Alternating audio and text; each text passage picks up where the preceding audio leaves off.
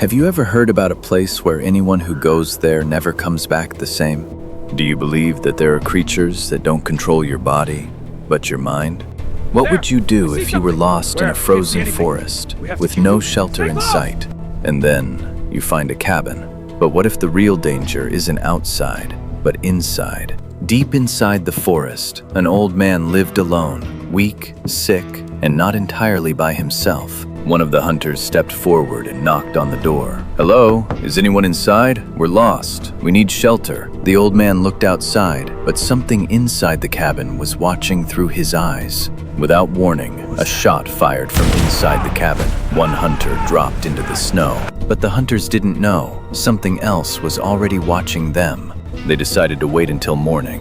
Then they would attack the cabin. When the night grew deeper and the men finally fell asleep, something began to move. One of them stood up, not awake, not asleep. Something else was controlling him. He walked to his dead friend and did something no human mind could accept. When he realized what he was holding, he screamed, and in fear, the others killed him. Now only two were left, and the forest around them felt alive. One of them was too tired to stay awake, and that was the moment it was waiting for. The moment he stood up, he was no longer himself. After the struggle ended, only one man remained. When morning came, he knew what he had to do. He was going back to the cabin. "Come out, old man," he shouted, and slowly the door began to open. The old man stepped outside, but something about him was terribly wrong. For a moment, it looked like he was trying to ask for help. And then, in one horrifying moment, he killed himself. That was the moment it left the old man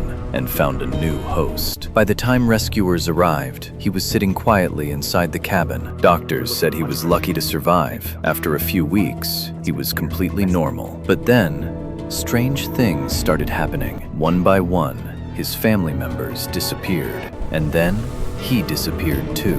Now people say, anyone who goes near that house never comes back the same. Because maybe the thing is no longer in the cabin. Maybe it's out here. Maybe it's watching. If you were in that forest, would you open the cabin door or run away? And do you think something like this could really exist? Tell me your answer in the comments. If this story gave you chills, don't forget to like, share, and subscribe, because the next story might be even more terrifying.